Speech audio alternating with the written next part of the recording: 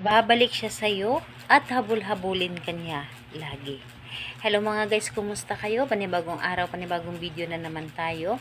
And sa araw na ito ay isa na ng video ang aking tuturo sa inyo na simpleng gabay o simpleng pamamaraan na makakatulong sa atin. At bago ang lahat, gusto ko lang mag-disclaimer.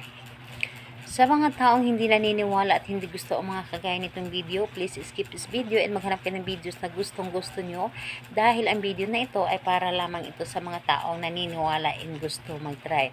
Sa lahat po ng mga nagko-comment dito sa aking video dito sa loob ng aking channel, mag-ingat sa lahat ng mga nagre-reply sa inyo na dinadala kayo sa kanilang WhatsApp in Imo app upang makaiwas po tayo sa scam. Ngayon po ituturo ko sa inyo paano tayo babalikan at habul-habulin ng taong nang iwan sa atin. Yung tipong dating tayo yung naghahabol is ngayon ay siya na naman ang maghahabol sa atin.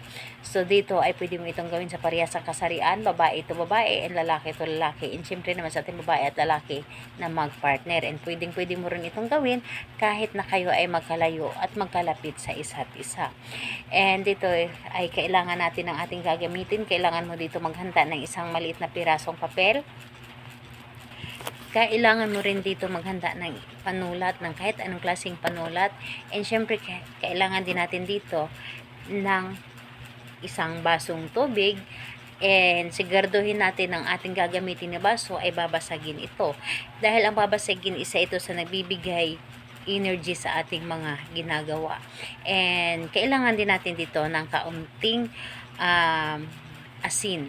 And kung meron kayong tubig alat or tubig galing sa dagat, mas maganda na yun ang gamitin natin. Pero kung wala po ay malayo kayo sa dagat, pwede na rin yung tubig na normal na tubig at lagyan nyo rin ito ng kaunting asin lamang.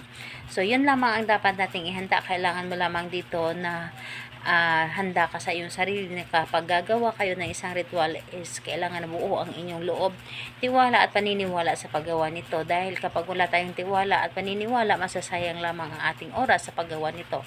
So kailangan natin ang buong presensya dito sa inyong paggawa. So ayan, kapag ready na, pwede mo na itong umpisahan. So dito po ang una mong gawin, dito sa isang maliit na pirasong papel, isulat mo dito ng 3 bisis yung kanyang pangalan at apelyido ng inyong target. So, kapag naisulat nyo na dito ng 3 bisis ang kanyang pangalan at apelyido dito sa likod, ay isulat nyo din dito ang babalik ka at habul-habulin mo ako lagi. So, yun ang isulat ninyo, babalik ka at habul-habulin mo ako lagi. So, kapag na isulat nyo na ito, tupiin nyo lamang ito ng isang bisis. Tupiin nyo lamang ito ng isang bisis and ilagay mo lang dito sa loob ng tubig na may asin. So, kailangan nandito na or nasa loob na yung asin dito sa tubig. And yung papel, hayaan ninyo na pumunta sa ilalim. So, kapag nailagay nyo na dito yung papel sa loob ng tubig, ay itapat nyo lamang ito sa iyong baba. Halimbawa, pangalan, apelyido, sa pamamagitan nito, ikaw ay babalik sa akin at habul-habulin mo ako. Hindi mo kakayanin na mawala ako sa buhay mo. Hindi mo kakayanin na hindi mo ako makikita. Hindi mo kakayanin na hindi mo ako makasama. Lahat na pwede mong sabihin dito, basta para lamang sa inyong relasyon, sabihin nyo na dito. And ayun po, pagkatapos mong mag-wish dito, ang gagawin ninyo, ang baso na ito ay ilagay mo ito sa ilalim ng inyong kama. Dapat po ay nasa ilalim ito ng inyong kama, sa center po. Dapat hayaan ninyo ito doon ng 3 araw, saka mo ito itapon. Pwede mo itong ibuhos sa may halaman ninyo, sa may bulaklak. Mas maganda sa bulaklak ninyo ito idilig or ibuhos ang tubig na ito.